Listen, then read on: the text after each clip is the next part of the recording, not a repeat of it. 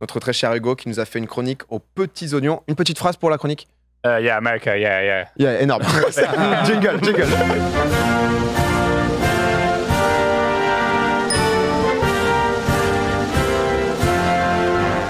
La présidentielle américaine est-elle un pay to win? Hugo Décrypte. Effectivement. C'est un peu le sujet. On a une semaine d'une élection historique. Donc, pour ceux qui ne savent pas, la présidentielle américaine, même si ça a commencé à voter, etc., mais c'est officiellement le 3 novembre, donc dans pile une semaine. Et donc, plutôt que d'essayer de faire des pronostics bateaux en mode qui va gagner cette élection, alors qu'en vrai, on n'en sait absolument rien et c'est très casse-gueule, j'ai plutôt décidé de me plonger sur un autre sujet, la question de l'argent. On va voir à quel point l'argent joue un rôle massif dans la présidentielle américaine. Et vous allez le voir, ça n'a rien à voir avec ce qui se passe en France. Et concrètement, du coup, la question, c'est la suivante. Est-ce que la présidentielle américaine, c'est un pay to win? Autrement dit, pour les non-gamers qui seraient sur Twitch quand même, est-ce qu'il suffit de payer pour gagner la présidentielle ou est-ce que ça fonctionne différemment? Déjà, petit jeu pour commencer. Essayez de deviner le montant, le budget total de la présidentielle américaine et de l'élection du Congrès qui a lieu en même temps. Le budget total, tout compris, tous les candidats. Tous les candidats, tous les candidats ensemble qu'on réunit, Congrès et présidentielle de cette année. C'est estimé à combien pour cette année? Je dirais 2,5 milliards. 2,5 milliards. Putain, j'ai tellement aucune idée, ça me folle, ouais. 3 milliards. 3 milliards. Dans la merde. J'ai pris l'option juste au-dessus. Allez, 3,5 milliards. Alors, la réponse, c'est quoi? La réponse, c'est 11 milliards. Ah oui. 11 milliards. Ouais, alors, okay. c'est une estimation parce que c'est pas fini, mais on devrait atteindre les 11 milliards pour cette élection. C'est juste immense et c'est un record. On a un petit graphique d'ailleurs qui permet de montrer ça. Voilà, donc ça monte d'année en année. Alors là, c'est basé sur l'inflation. Donc, pour ceux qui se demandent, j'anticipe la question, c'est bien basé sur l'inflation. Donc, ça augmente chaque année, sauf en 2016. Petite baisse, mais sinon, ça fait que grimper et surtout cette année ça grimpe de façon immense. On en reparlera à la fin pourquoi est-ce que ça a autant grandi, mais l'enjeu est tellement important cette année que logiquement l'argent a été mis. Et très intéressant, 11 milliards pour se donner un ordre d'idée, c'est le PIB par exemple du Rwanda, plus ou moins, ou le PIB du Congo, ou le PIB de Madagascar. Donc c'est immense, c'est en gros l'ensemble de la richesse produite par un pays, mais qui est là, l'équivalent qui est investi dans une campagne. C'est juste massif. Et donc, comment est-ce qu'une campagne présidentielle aujourd'hui est financée? On va pas rentrer trop dans les détails et les chiffres, on va essayer d'aller sur les éléments les plus importants. Soit il y a des fonds publics, donc soit vous recevez de l'argent de l'État qui va vous aider à financer votre campagne, soit vous avez des fonds privés. Le problème avec les fonds publics, c'est que c'est limité à 85 millions de dollars. Et donc, on vient de voir que ça paraît de milliards et pas de millions. Ça va chercher un peu plus. C'est rien du tout, exactement. On refuse, du coup, les candidats aujourd'hui refusent les 85 millions et disent ok, ça c'est mort, je veux avoir le droit d'utiliser des fonds privés et donc je vais refuser le public pour aller sur le privé. Donc, les gens vont essayer les candidats, donc là, Donald Trump pour les républicains, Joe Biden pour les démocrates, donc du camp d'Obama, vont essayer de récolter un maximum d'argent via des fonds privés. Les fonds privés, on a un deuxième graphique qui va permettre de montrer les choses. Là, ça montre la répartition, les comités de campagne, donc les groupes de campagne de chaque candidat. En moyenne, voilà comment ça s'organise pour cette année en 2020. Donc c'est intéressant de voir qu'on a des small individual donations, donc c'est des petits donateurs qui donnent moins de $200. Qui représente quand même 22% de l'argent, donc c'est quand même assez important. L'armée des 200. L'armée des 200. C'est l'armée des 200 aux États-Unis. On a donc les large individuals, donc ça c'est des riches personnes, des très riches, on va le voir juste après, qui donnent énormément d'argent, et donc là c'est quand même une part assez importante. On a vraiment des milliardaires qui ont financé les mécènes, souvent les mécènes qui vont lâcher les billets. C'est rentable pour eux, exactement. Potentiellement. Et puis on a un autre élément que vous voyez là qui me paraît assez intéressant, c'est le self-funding, donc c'est des gens qui vont se financer eux-mêmes. Donc les grands donateurs, ça c'est hallucinant. Selon le site Vie Publique, qui est un site que je vous conseille d'ailleurs pour en apprendre plus sur la vie politique et tout, en 2016, 0,01% des Américains les plus riches ont financé 40% des dépenses totales de la campagne. Donc il y a 0,01% des Américains, une infime minorité des Américains qui ont financé à eux seuls, qui ont financé, voilà, qui ont mis 40% de l'argent de la présidentielle de 2016. Donc c'est immense. Eux, ils jouent un rôle massif. Et logiquement, il y a des accusations d'influence de ces gars-là, des milliardaires qui ont aussi des entreprises ou autres. Ou vraiment. Qui vont lâcher. Ouais, quand tu poses 300 millions, en mode. Alors, m'oublie pas. Pure gentillesse. Ça a été élu du coup? C'est pas par pure gentillesse, quoi. Les petits donateurs, c'est intéressant. Celui qui a vraiment amené ça, c'est Barack Obama. Avec sa campagne en 2008, vous vous souvenez de cette affiche sûrement. Voilà, lui a vraiment joué le côté. Je vais être financé aussi par, alors pas que, mais aussi par les gens qui vont faire des dons. Et donc voilà, ça va lâcher des gros dons pour Barack Obama à l'époque. Et donc troisième mode que je venais d'évoquer là, l'autofinancement très rapidement. C'est ce qu'a fait notamment Donald Trump. Donald Trump l'a beaucoup fait parce que milliardaire de base, donc ça Ouais. met forcément un peu d'argent. Il a mis, je crois, 66 millions. Alors, je sais plus si c'est pour cette année ou pour l'année. Je crois que c'est pour 2016. Ce qui est intéressant pour les gars qui sont riches et qui mettent de l'argent dans leur campagne, argument numéro 1 qui est intéressant pour eux, ça permet de montrer que c'est des gars qui ont réussi dans la vie, du coup ils ont des moyens, etc. Ouais. C'est-à-dire que c'est pas comme en France, tu vois, tu pourrais te dire, ah le gars il est riche et en plus, tu vois, si Macron a mis des millions dans sa campagne, on a fait, ouais, c'est quoi ce truc C'est le banquier de Rothschild. Il est riche, il a réussi et il remet dans sa Exactement. campagne On peut lui pour faire aider. quoi. confiance vu qu'il a réussi. Exactement. Alors que là, au contraire, tu vois, aux États-Unis, c'est un peu le truc américain. Bah non, mais j'ai réussi, donc j'ai le droit, j'ai de l'argent et je suis très fier d'avoir de l'argent et je peux le mettre. Bref, donc voilà. Et là, je vous ai montré un peu les 3 éléments les plus importants. Mais il y a un truc qui a fait que c'est parti en vrille complet. Parce que là, ça c'est les choses qui existent, on va dire, depuis une bonne quinzaine, vingtaine d'années. Mais il y a un Le truc schéma qui a classique. fait là. exploser toute l'histoire et qui a fait qu'on est aujourd'hui sur des histoires de 11 milliards pour la présidentielle. C'est une décision.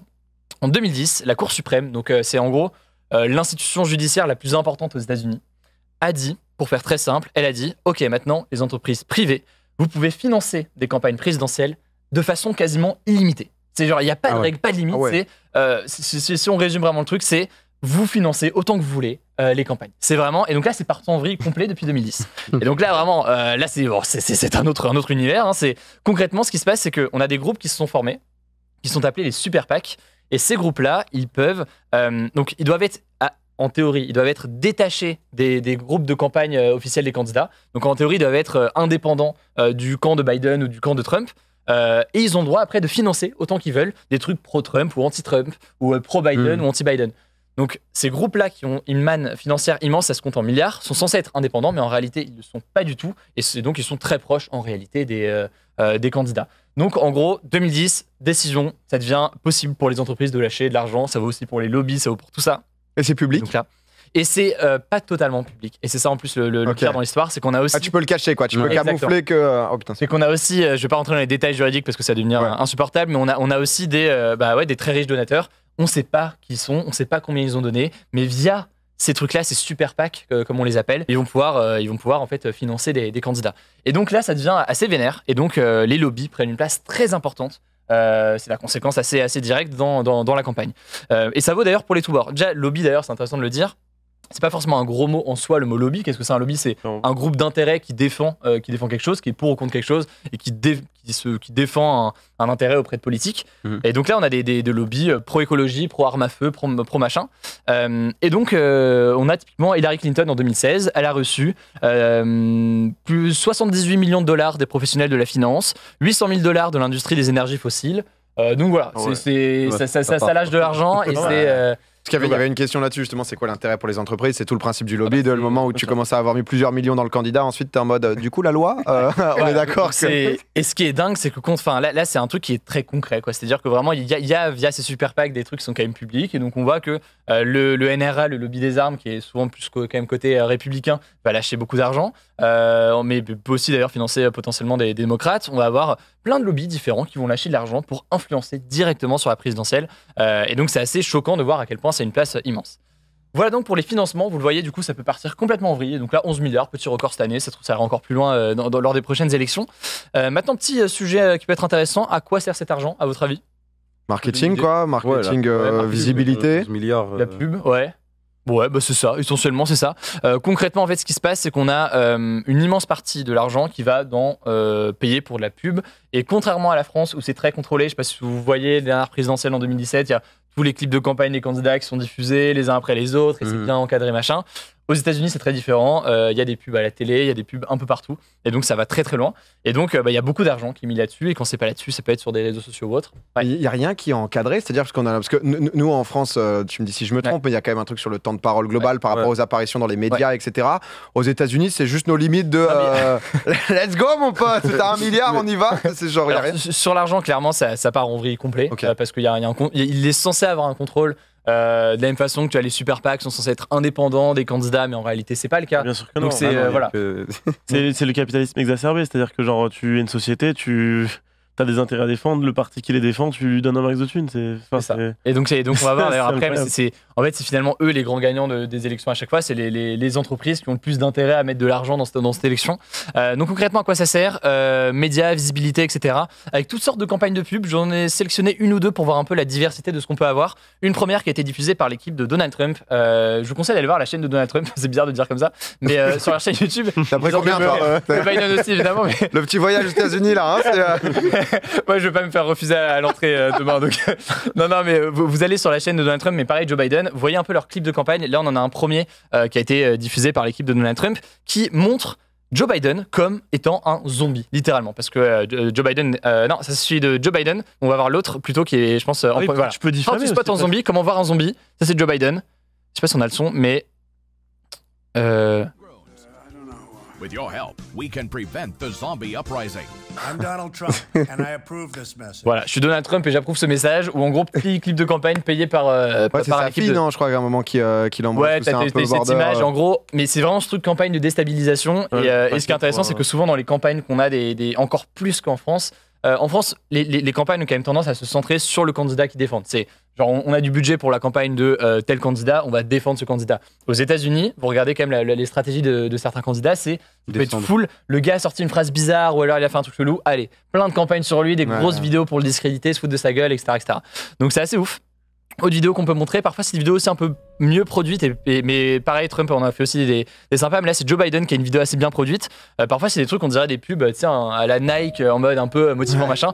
Ça c'est encore autre chose, vidéo petite montée. Ça non, ça c'est Biden, ouais. Okay. Quand on a appris, quand il y a eu des révélations comme quoi Trump avait payé que $700 d'impôts fédéraux, qui étaient sortis il y a quelques semaines. Donc là, bah, ça compare tous les impôts qui ont été payés par les Américains en moyenne, enfin c'est un exemple, et puis après ça met Donald Trump. Il va chercher l'émotion, alors que Trump c'est du regardez le pédo. Non, Trump, le seul moment où là où j'ai vu qu'il a beaucoup joué l'émotion, c'est après le coronavirus, où je sais pas si vous avez vu cette vidéo, il revient à la Maison Blanche et donc tu vois l'hélicoptère atterrir, on dirait un blockbuster, enfin c'est très bien filmé, mais ouais, sinon tu as deux stratégies, un côté un peu on dénigre l'adversaire, que les deux font d'ailleurs, et pareil de l'autre côté, d'autres vidéos un peu plus léchées, un peu mieux faites qui peuvent être développées. L'argent sert à quoi? J'accélère un peu là-dessus. Ça peut aussi servir parfois à des campagnes qui sont beaucoup plus vicieuses potentiellement. On peut penser évidemment à Cambridge Analytica. On en a, je sais pas, j'imagine que vous en avez parlé dans Popcorn déjà à l'époque. Cambridge Analytica, qu'est-ce que c'est?